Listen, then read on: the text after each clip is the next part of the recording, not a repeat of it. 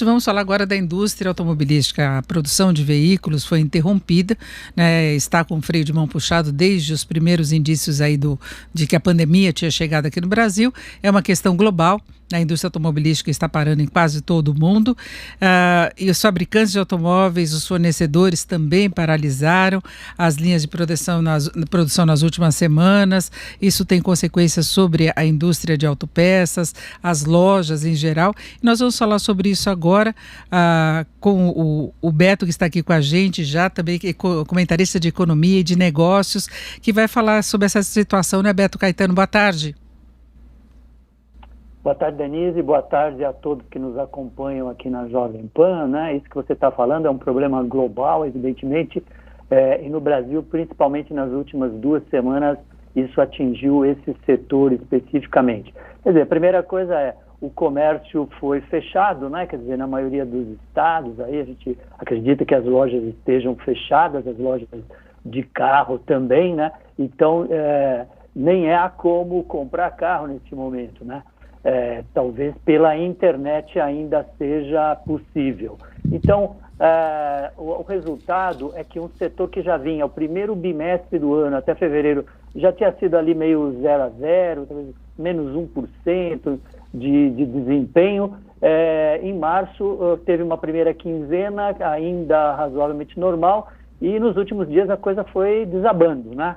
E hoje tem no Jornal Estado de São Paulo uma reportagem em que o presidente da Fiat fala sobre isso, e eu confirmei com o pessoal da Fiat, liguei para o pessoal da Fiat para confirmar as informações, de que a queda está na ordem, dos últimos dias foi da ordem de 90% nas vendas, né? E a previsão dele é que abril vai ser isso, 90% de queda das vendas, quer dizer, de cada 10 carros que se vendia, só um é a expectativa do presidente da Fiat.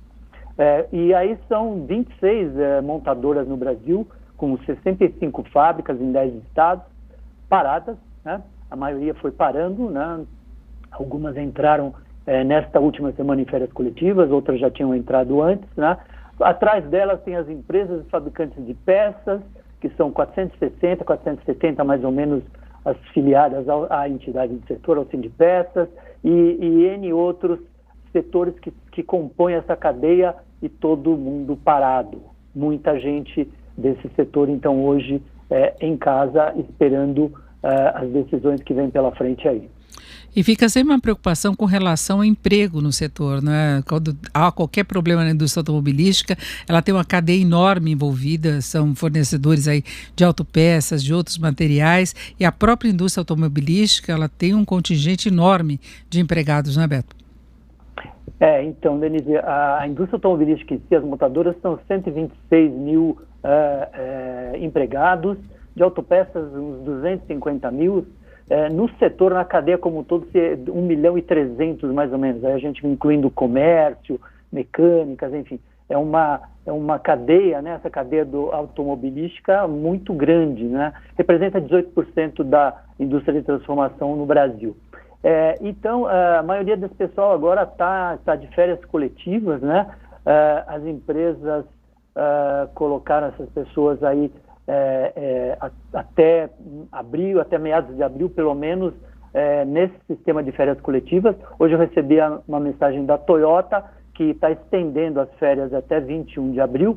E a gente tem aí o caso da GM, que está tentando uma outra coisa. Ela deu férias coletivas, mas está tentando negociar com seus empregados já uma pós-férias coletivas, o que eles chamam de layoff, que seria um sistema de redução dos salários para manter o pessoal em casa por 4 meses. A redução poderia ir de 5% para quem ganha mais, até 25% para quem... Desculpa, ao contrário. 5% para quem ganha menos e 25% para quem ganha mais nos salários, para atravessar esse período, contando com alguma ajuda do governo. E a ajuda do governo é o que mais está sendo aguardado, né? Quer dizer, isso que vocês estavam comentando antes aqui, que o governo outra vez, hoje o presidente veio falar em público, o ministro Paulo Guedes nos últimos dias, falando que haverá medida para ajudar as empresas, e essas empresas a manterem os empregos, né? Manterem pelo menos uma parte da remuneração para as pessoas aguentarem essa situação e as empresas também não quebrarem. Bom, eles prometeram 2 MPs para hoje, não é isso? Quer dizer, vamos ver o que vem, porque até agora não veio nada. Então a GM fez isso, está se adiantando, outras empresas estão ainda, o próprio pessoal da Fiat me disse que a Fiat está esperando para ver o que o governo vai sinalizar, né? Quer dizer, o que o governo vai oferecer. Então é essa a situação na área do trabalho dessas empresas. E pode ter uma repercussão para o desempenho futuro também, depois que passar o pior em relação ao coronavírus, né, Beto? Porque lançamentos estão sendo adiados, todos os planos das empresas estão sendo revistos, né, estrutura de produção, inclusive uma questão global até, porque você pode ter matriz em outro país que possa ser mais castigado até do que o Brasil em relação à pandemia, interrupção de atividade. É um problema muito sério, são grandes empresas que operam em muitos mercados e aqui no Brasil a gente vê uma concorrência muito grande, um número muito grande de empresas e que com uma boa frequência tem dificuldades. Qualquer oscilação da economia, a impressão que eles têm uma certa vulnerabilidade, mesmo tendo planos de estímulos, uma série de coisas, qualquer chacoalhada na economia, o setor automobilístico acaba acendendo a luz amarela, não é?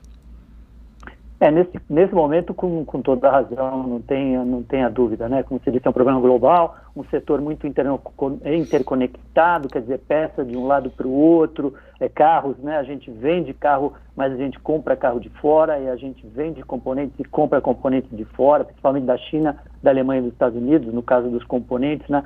Então, isso tudo aí para ser coordenado e arrumado depois que passar essa fase vai ser um grande desafio. Aí no caso da indústria automobilística brasileira, o mercado brasileiro, né, eu peguei alguns números aqui, a previsão era que fosse vender este ano 3 milhões de carros, né? E olha, nós temos uma capacidade para fazer 5 milhões, né? Então a indústria ela vinha numa recuperação lenta ainda, esperando chegar então a 60% de ocupação da capacidade esse ano, e aí tomando também o que o presidente da Fiat falou, ele espera uma redução de 40% nas vendas do ano. 40% das vendas do ano significaria voltar para mais ou menos o que o Brasil vendia de carros lá no ano 2000, 2001, por aí, que seria 1,5 milhão, 1,6 milhão.